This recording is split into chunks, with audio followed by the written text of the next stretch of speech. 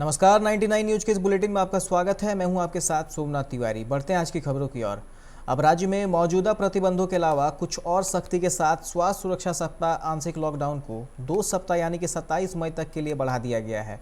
मुख्यमंत्री हेमंत सोरेन की अध्यक्षता में बुधवार को हुई उच्च स्तरीय बैठक में यह निर्णय लिया गया। नए नियम के अनुसार अब शादी समारोह में 50 लोगों के स्थान पर केवल 11 लोग ही शामिल हो सकेंगे।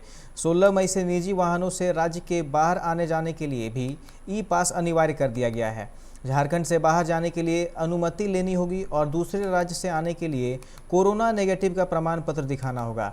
राज्य के बाहर से आने वाले सभी व्यक्तियों को 7 दिनों तक होम या संस्थागत क्वारंटाइन में रहना अनिवार्य होगा। यह वैसे व्यक्तियों पर लागू नहीं होगा जो 72 घंटे के अंदर राज्य से बाहर चले जाएंगे।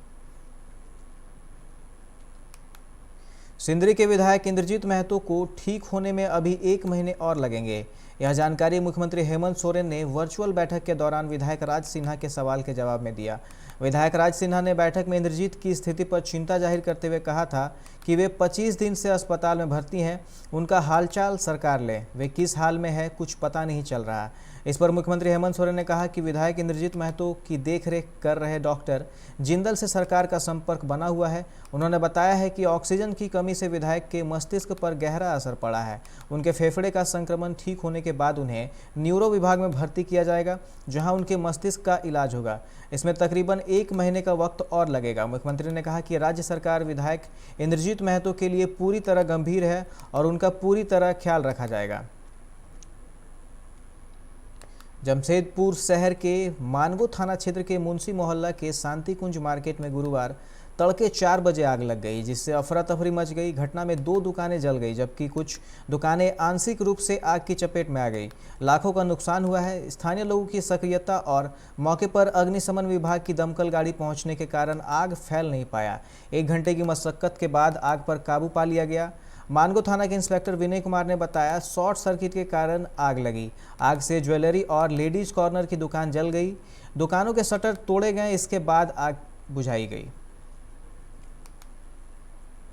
धनबाद यातायात पुलिस ने गुरुवार को शहर के विभिन्न चौक चौराहों पर सघन वाहन जांच अभियान चलाया, जिसमें बिना मास्क और हेलमेट पहने लोगों से जुर्माना वसूला गया। पुलिस ने बाइक चालकों का हेलमेट, मास्क व गाड़ी के कागजात की जांच की।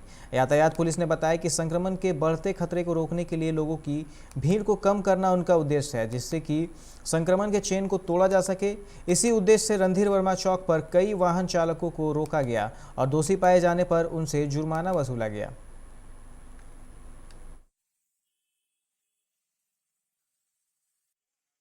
कोविड-19 का जो संक्रमण इतनी ज़्यादा भयावह स्थिति हो रही है और पूरी दुनिया की स्थिति को देखते हुए हम लोग कुछ नियंत्रण पे काबू पाने के लिए, ताकि कुछ कोविड पे काबू पाया जा सके, जिससे चलते हेलमेट, मास्क वगैरह सब कुछ देखा जा रहा है, ताकि यातायात में कुछ कमी आवे, लोगों का घर से निकलना कम हो।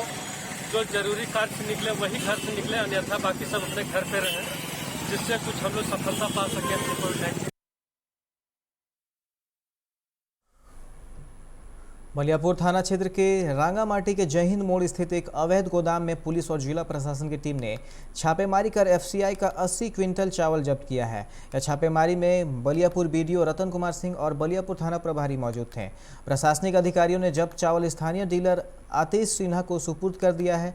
अंचल अधिकारी ने बताया कि गुप्त सूचना मिली थी कि अवैध गोदाम संचालक अशोक भगत एफसीआई का चावल स्टॉक कर रहा है। सूचना के बाद यहां छापेमारी की गई, जिसमें 80 क्विंटल चावल बरामद किया गया। छापेमारी से पहले गोदाम संचालक मौके से फरार हो गया, उसकी तलाश की जा रही है।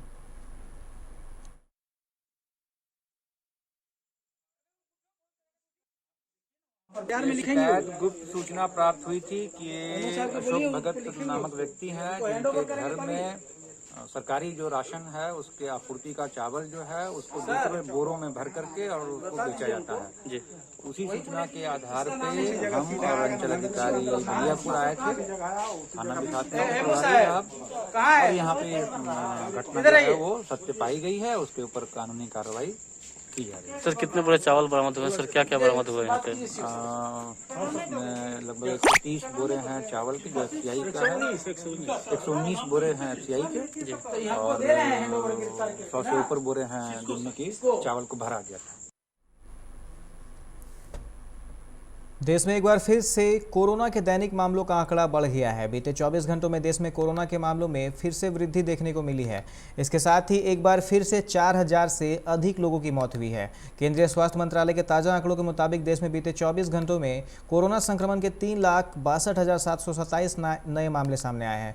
इस दौरान देश भर में कोरोना के 4120 मरीजों की मौत हुई है। हालांकि देश में कोरोना से ठीक होने वाले मरीजों की संख्या भी हर रोज रिकॉर्ड बना रही है। बीते 24 घंटों में देश भर में 3,52,181 मरीज ठीक भी हुए हैं। पूरी दुनिया में कोरोना संक्रमण की रफ्तार काफ़ी तेज हो रही है। खासतौर पर एशिया में इसकी रफ्तार अन्य क्षेत्रों की तुलना में कहीं अधिक है। इससे संक्रमित कई मरीजों में साइटोकाइन स्टॉर्म नामक एक अवस्था विकसित होने की बात सामने आई है। विशेषज्ञों के मुताबिक यह अवस्था मरीज की जान तक ले सकती है। हम सभी ने इस दौर में कई बार ये सुना है कि कोरोना संक्रमित मरीज के कई अंगों ने काम करना बंद कर दिया, जिसकी वजह से उसकी मौत हो गई। मरीज के मल्टीपल ऑर्गन फेल्योर के पीछे यही साइटोकाइन स्टॉर्म नाम की अवस्था की अहम भूमिका मानी जाती है। ईद उल फितर को लेकर दारुल उलूम व दीगर उलेमा ने ईद पर्व मनाने को लेकर फतवा जारी किया है। उलेमाओं ने कहा है कि ईद सादगी से मनाएं, भीड़ से बचने और ईदगाह आदि में सामूहिक रूप से नमाज नहीं करने की अपील की गई है। साथ ही ईदगाह वक्फ कमेटी ने ईदगाह के बजाय अपने मोहल्लों की मस्जिदों या घरों में सीमित संख्या के साथ नमाज अदा करने की अपील की है। दारुल उलूम के कार्यवाहक मोहतमीम मौलाना कारी उस्मान मंसूरपुरी, ईदगाह वक्फ कमेटी उपाध्यक्ष एवं दारुल उलूम वक्फ के मोहतमीम मौलाना सुफियान कासमी ने अपील की है कि शरई तौर पर ज़िंदगी की हिफाजत करना हमारा फ़र्ज़ है। इसलिए कोरोना के मद्देनज़र सामूहिक रूप से ईद की नमाज अदा ना करें, बल्कि छोटी छोटी जमात के साथ ईद की नमाज अदा की जाए। अपने घरों में रहकर सादगी से ईद मनाएं। पंजाब के ग्रामीण क्षेत्रों में कोरोना के मरीजों की संख्या धीरे धीरे बढ़ने लगी है और मृत्यु दर 58% हो गई है। यहाँ संक्रमण का बड़ा कारण दिल्ली के बॉर्डर पर कृषि कानूनों के खिलाफ चल रहे आंदोलन से संक्रमित होकर लौटे किसान भी हैं, जो कि सुपर स्प्रेडर बन रहे हैं।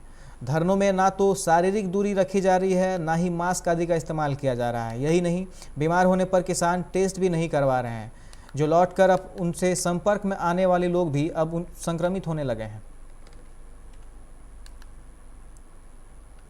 एंटीबायोटिक दवाओं के कारण व अधिक समय तक इंटेंसिव केयर यूनिट व हाई डिपेंडेंसी यूनिट में रहने वाले माइक्रोमाइकोसिस यानी कि ब्लैक फंगस कोरोना संक्रमितों की आंखों पर हमला कर रहा है।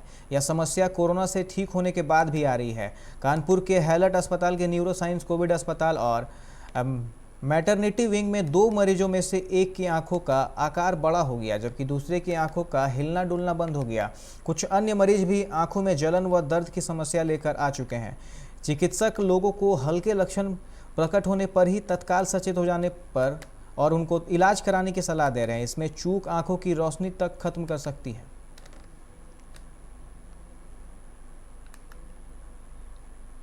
मुख्यमंत्री नीतीश कुमार ने बिहार वासियों से कोरोना के खिलाफ एकजुट होकर दृढ़ इच्छा शक्ति और सकारात्मक सोच के साथ मुकाबला करने की अपील की है। उन्होंने कहा कि राज्य में लॉकडाउन को सफल बनाने में सबका सहयोग जरूरी है। बिहारवासी कोरोना के खिलाफ जंग में सफल होंगे। आप अपना हौसला एवं धैर्य बनाए रखें। सरकार बचाव के लिए सभी जरूरी कदम उठा रही है। कृपया जागरूक एवं सतर्क रहें। डॉक्टरों की सलाह और दिशा निर्देशों का पालन करें। प्रदेश जदयू प्रवक्ता निखिल मंडल ने पूर्व सांसद व जन अधिकार पार्टी के अध्यक्ष पप्पू यादव पर निशाना साधते हुए कहा कि पप्पू यादव का इतिहास किसी से छिपा नहीं है। हत्या समेत कई जघन्य अपराध में आरोपी पप्पू यादव किसी के मसीहा नहीं हो सकते हैं। हत्या करके गंगा नहाने या दवा बांटने से क्या उस परिवार का दुख खत्म हो जाता है जिसने अपने स्वजनों को खोया है। अजीत सरकार हत्याकांड समेत कई मामलों में जेल में रहे पप्पू यादव आज खोई राजनीति जमीन तलाशने के लिए दवा बांट रहे हैं। कल गलती से पावर में आ गए तो पुराना इतिहास दोहराएंगे। पटना गया रेलखंड के कनौदी गांव के समीप बुधवार को आंधी पानी के कारण चलती ट्रेन पर पेड़ गिर गया। हालांकि इस हादसे में कोई क्षति होने की सूचना नहीं है। तकरीबन 2 घंटे के बाद डाउन साइड की ओर परिचालन प्रारंभ किया गया। स्थानीय स्टेशन प्रबंधक जितेंद्र कुमार ने बताया कि 03270 सवारी गाड़ी दोपहर 12:40 में जहानाबाद से पटना के लिए खुली थी। इसी बीच तेज आंधी, पानी आ गया। ट्रेन जो ही कनौदी गांव के समीप पहुंची, एक पेड़ टूटकर चलती ट्रेन पर गिर गया। गया फतेहपुर के मतासू निवासी सुरेन मांझी के सांसों की डोर टूट गई। 4 दिनों पहले उसे पैसे के लिए एक नर्सिंग होम से सड़क पर फेंक दिया गया था। उसी पैसे की किल्लत से स्वजन उसे इलाज के लिए नहीं ले जा सके। अपने घर में ही सुरेन जिंदगी की जंग हार गया। इस तरह से 4 दिनों से चल रहे घटनाक्रम पर बुधवार की दोपहर विराम लग गया।